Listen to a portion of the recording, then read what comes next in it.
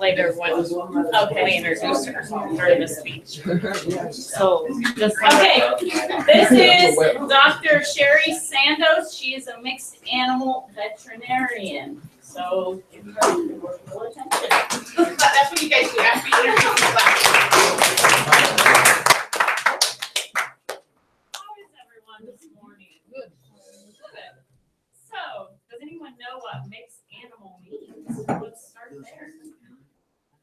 Like, does it mean like you work on like basically every animal or? That is exactly right. Good job. You get to piece of candy, Marcy. Where'd you put that? Nice.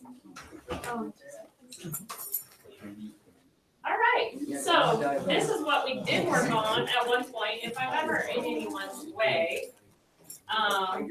But this is what we did work on at one point in time in vet school. This was a tiger that we neutered. And as you see, he's a little bit bigger than our ordinary cat. Yeah. House cat that we do on a daily basis around here.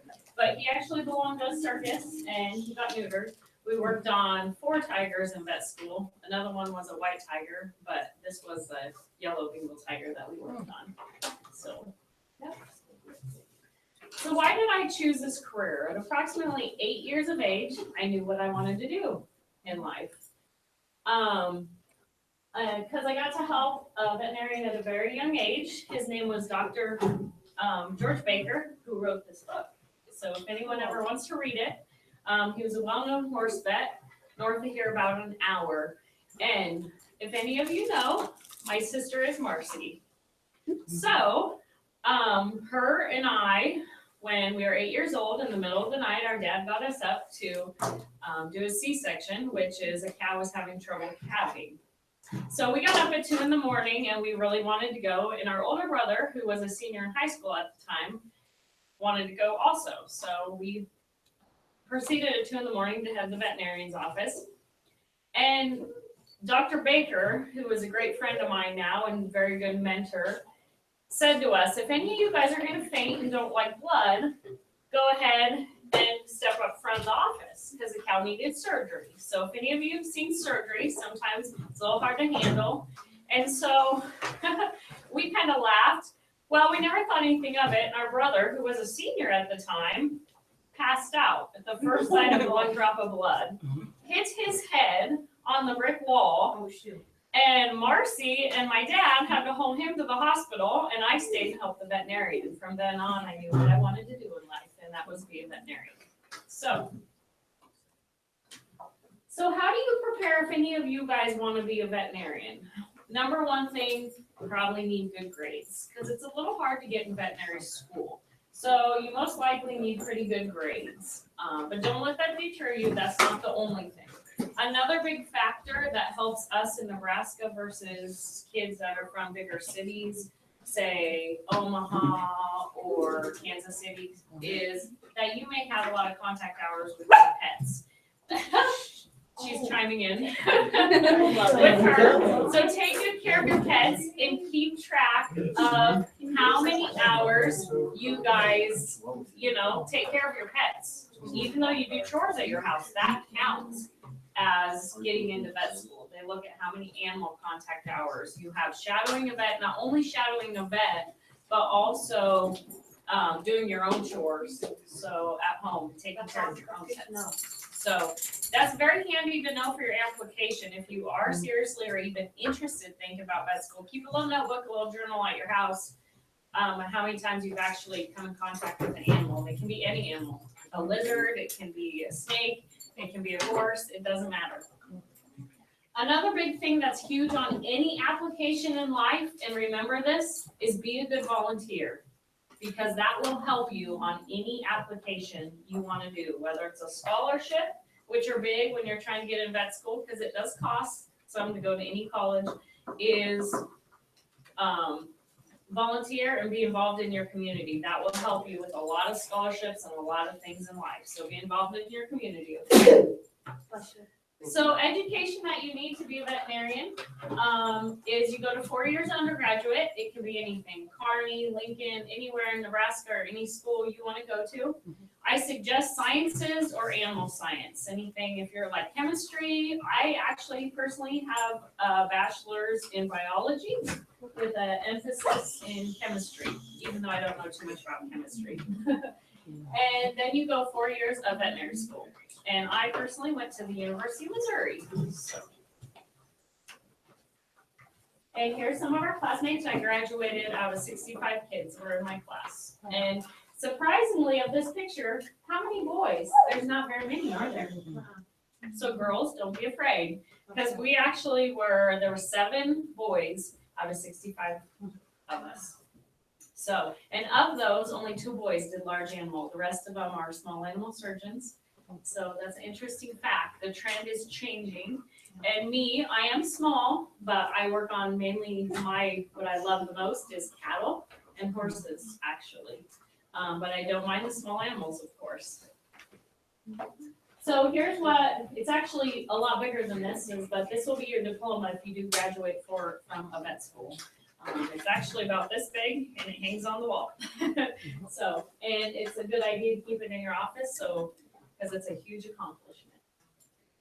So beyond vet school, if you had a certain specialty you like human surgeons have to be specialized. In the veterinary world, it's the same deal. I can do general surgeries, and I do them every day. However, if you want to be board certified, is what they call it, it's another 4 years beyond vet school. So it would be a total of 12 years of total school.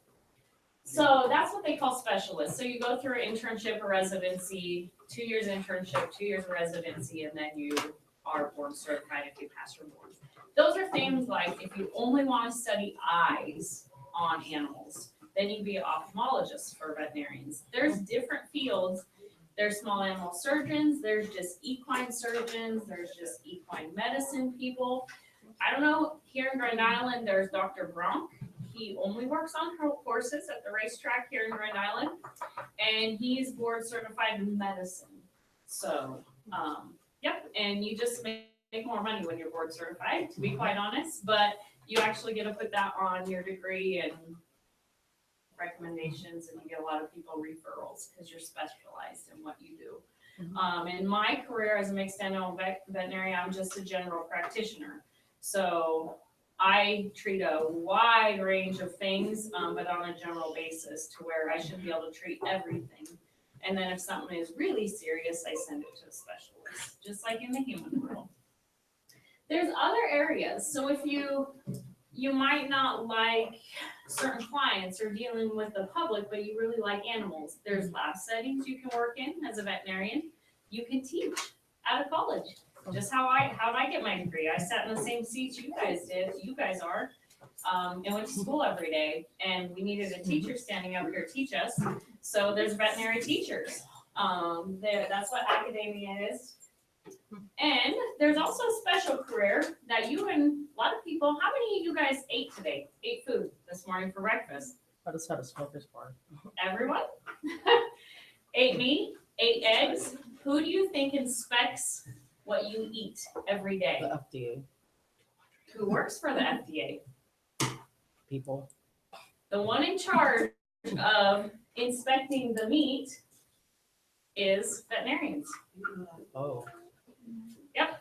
So out there at the packing plants in eggs, milk, who inspects all the food we eat?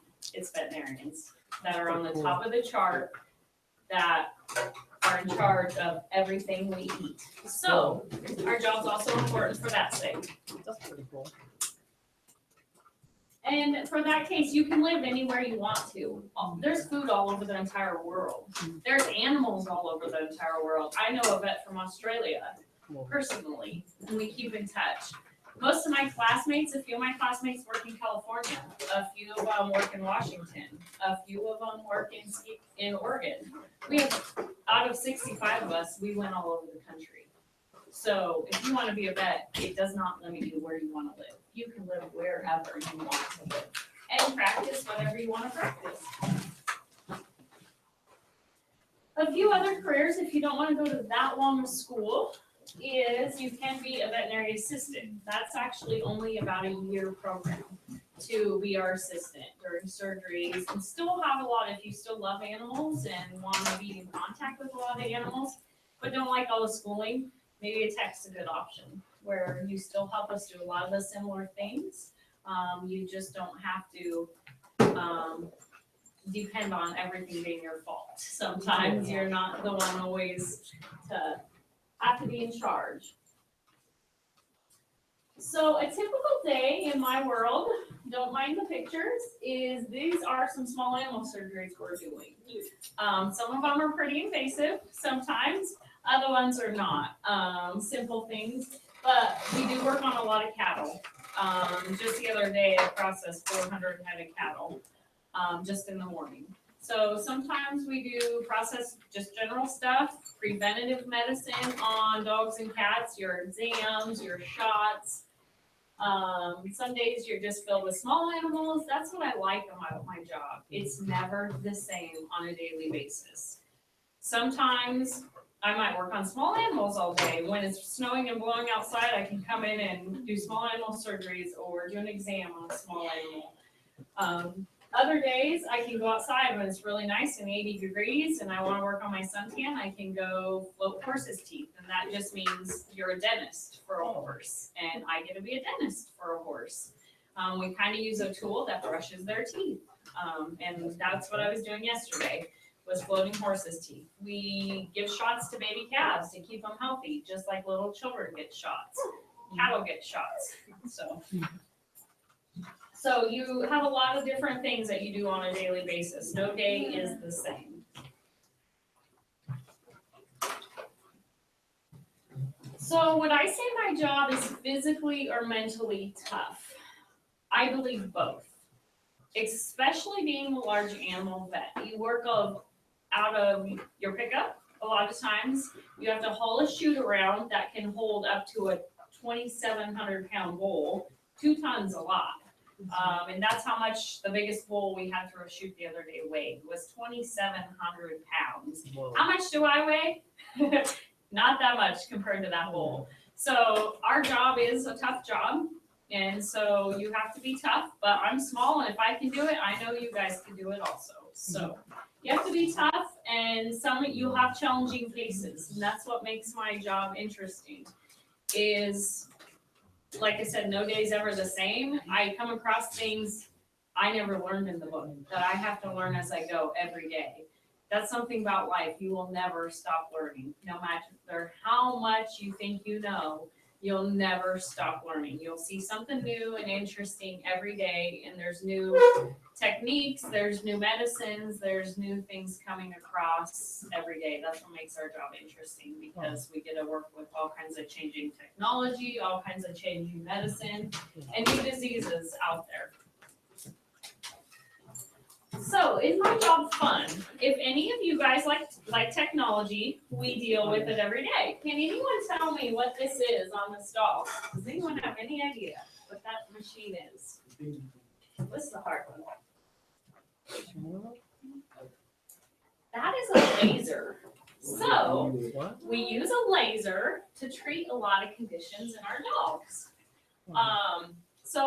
And that's a laser. You can see, if you can see right here pretty well, those are goggles on the dog. Because a laser will actually burn a human eye and a dog's eye.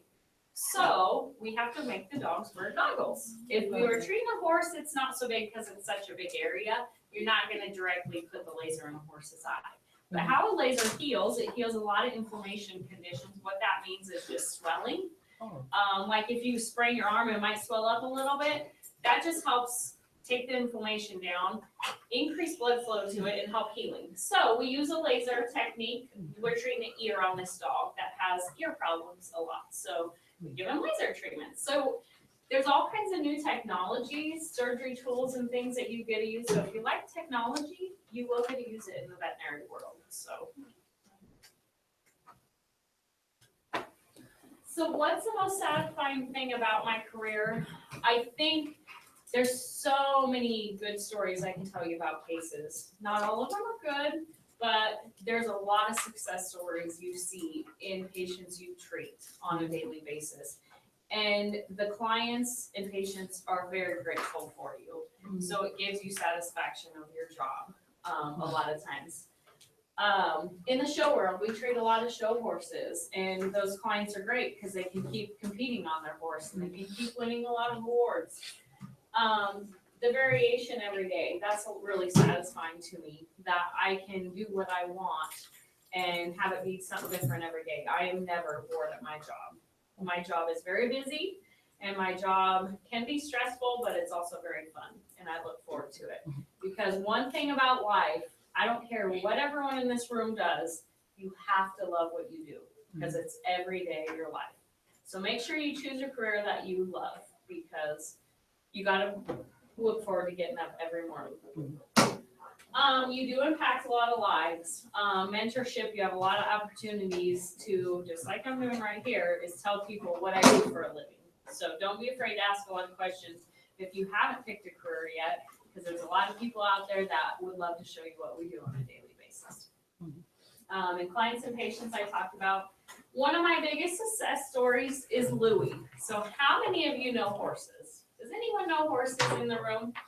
Ever watched horses? Does anyone know what a rodeo is? Okay? And barrel racing. So one of my favorite patients is I got to work with a very renowned horse in the horse world. He cut his neck open in the middle of the night and needed stitches. And at the time, who was a good friend of mine, she didn't know if this horse was gonna ever accomplish anything. She just started training him. But she tells me when I first seen them that she thought he had potential to be a good horse.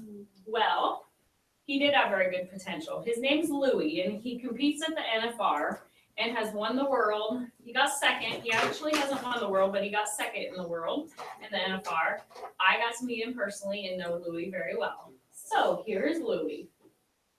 If we click on it, we hope. Mark's Mac, don't make this. Oh, I got it. Whoop. Help me. I got it. I don't work on this kind of technology every day. That's why we have Miss Beach. Go back. Will it click? Or do I have to click there?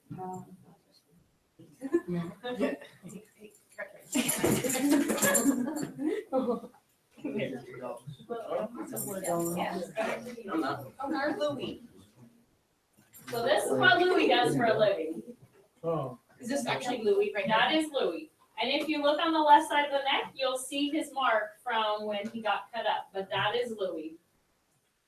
Let's see. And see that little mark on the left side of his neck on the lower? That was his wound. So if you guys ever see Louie, you'll see him every year on TV. He got hurt this year, so he actually, but this is Lisa. And, yep. So you'll never know what day you may meet a champion too. So, yep, it's Las Vegas.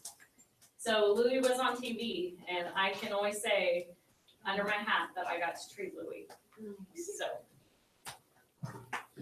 Louie. So if anyone wants to watch Louie again later, they can.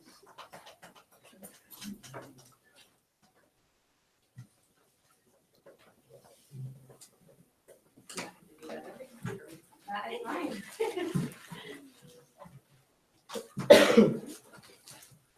Okay, so some of the challenges of my job is that's all frost. So not every day will be super nice outside. And you do have to dress for the weather because being a small animal vet's a little different. And there's a lot of small animal vet jobs where it's air conditioned and heated, and that's fine. And small animal vets are wonderful, and the job is wonderful. So I would recommend being a small animal vet too. Large animal vets, or mixed animal is what we call us, is we get to treat everything and work on everything and not be limited. So it's totally up what you enjoy, and you can do any of them. That's why I chose mixed animal, because I'm not limited. I can work on all the animals. And you really don't have to pick when you go to vet school. You can, some schools, what they call track, if you only want to study small animals, you can do that. But if you want to learn a little bit about everything, which I did, because I didn't know what I wanted to do when I got out of vet school. You can do it that way, just study general medicine about everything. So there are tough parts to every job. This is probably the toughest job what I feel is the toughest part of my job is when you're a veterinarian, you care extremely much, or you want to be in the field, you work. And does anyone know what compassion fatigue is? Does anyone know what that is? Okay, break it down, guys. Think about what compassion means and what fatigue means. Cheerio will tell you. So basically what compassion fatigue is when you care so much, you get so tired because you care so much for your patients. And it's basically just you get too stressed because you care so much about the patients, the clients, and their needs more than yourself. And that's a big factor in the veterinary world. You'll see a lot of patients that you get really attached to that they come just like humans. They come to the end of the line, they come to the end of the road where they're older patients and they don't want to suffer anymore. And we still have the ability to euthanize a patient, which is relieve their suffering. And in the human world, we cannot do that. But legally in the veterinary world, we can relieve an animal's suffering, especially like if a horse got hit on the side of the road, we can legally relieve their suffering and basically end their life. We're still able to do that, and I tell people in veterinary medicine, we're blessed because there are so many humans that lay there and suffer and have to lay there and suffer, where animals, they don't, they get to go to heaven. And so we are very lucky. It's the hardest part of our job, but we're lucky to be able to do that. So special talents it takes is one, so you don't get burnt out with any job, is determination. It takes a lot of determination to go to 8 years of school. That's one big factor. It's a lot of school, but if you have determination, anyone can do it. Again, we talked about compassion. What that was is just caring. Caring about your clients and your patients and what you do for a living. Multitask. Like what everyone has to do every day. Get ready for school. Get your books loaded. Get your breakfast at the same time. Multitask. You have to become very good at multitasking because you may have someone on the phone. You might have a client up front. You might have a patient in the back. You might have one tech getting a surgery ready for you. It's a good idea to be a good multitasker in anything you do in life. It helps. And it's probably a good idea to love animals if you're going into this field because it's what you do every day. So the most rewarding project I worked on is my own dog back there, Cheerio. And you can let her loose if you want to, and she wants to say hi to everyone. She's been talking the whole time during the presentation. So Cheerio is about 6 years old. Don't be afraid to say hi to her. She loves people. Cheerio, I accidentally run Cheerio over with a pickup. Oh, no. So, you guys can see how well she's doing now. Her size in a pickup truck shouldn't have been good, but she's a strong-willed little dog and determined, just like me going to vet school. I was determined I wanted to be a vet.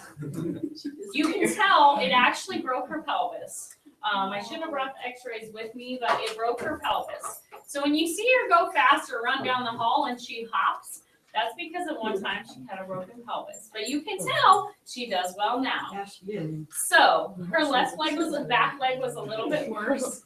How many of you know what kind of breed she is?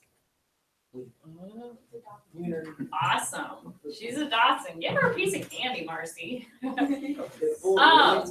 she's approximately 5 years old. So you can see every once in a while she wants to go fast. She'll totally hike up that hind leg and go. But it doesn't seem to bother her. She runs around my farm when I go to work. She actually thinks she's a St. Bernard. She thinks she's tall. And she thinks she loves riding on four-wheelers, loves riding with the horses, anything.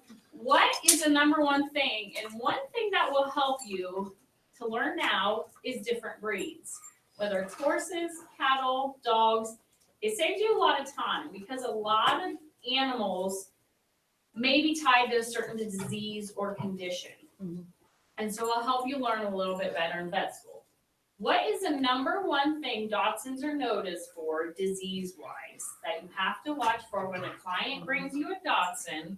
What's the number one thing you would think about if they say they were having trouble walking? This is a hard one. This is a veterinary question. So every breed has usually some kind of disease or something you've got to remember in the back of your mind that they're noted for. And Dachshunds are noted for not only digging in backs like she is back there, but they are noted for slipped disc because of their long back. We call it IVDD, which is intervertebral disc disease. And that just means they can slip a disc in their back and become paralyzed in the back end. Oh, no. So if you see a Dachshund, you have to be careful of their backs because their backs are long. So, yep. But Cheerio, as you can see, she does well now. That was approximately 2 years ago that she broke her pelvis, and she had a good vet. So, all right. So, any other questions? What I do on a daily basis? Any questions about any animals? I have one, but I don't know how to say it. Just shoot. Nothing's a bad question. Like, how many times do you work on like house cats? House cats every day, probably 5 a day. Okay.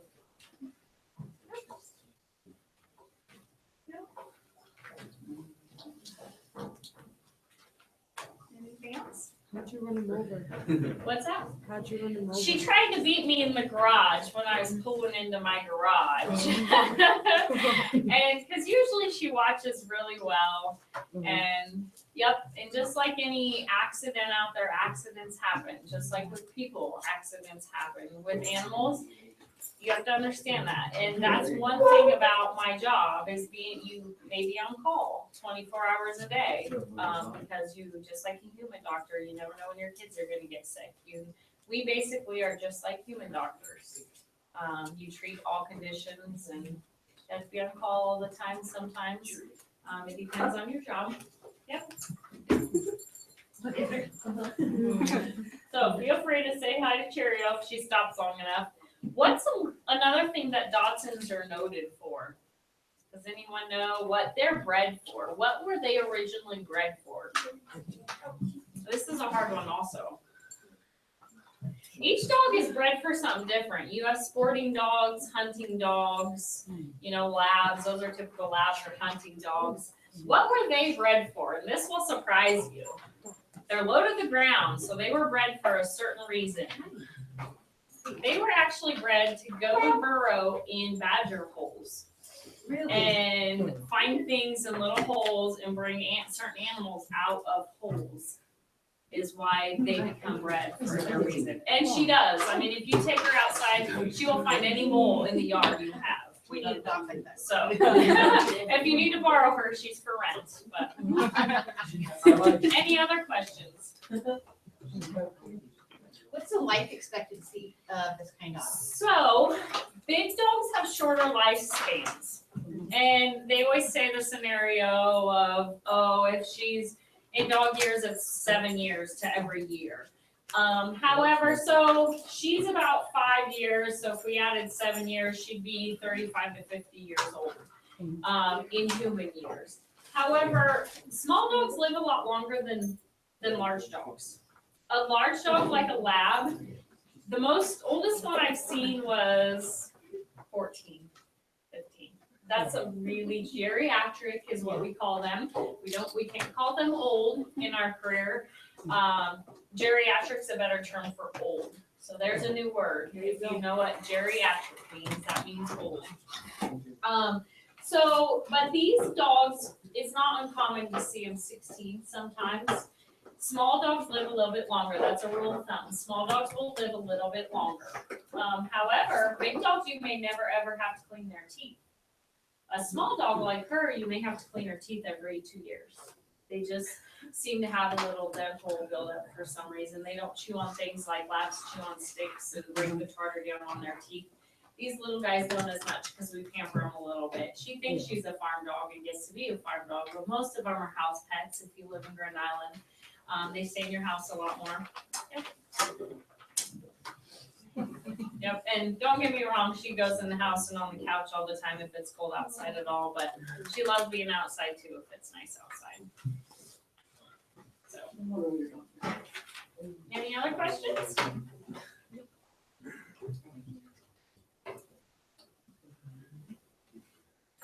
All right, well, thank you guys for your time. Thank you. All right, 3 on 3. 1, 2, 3.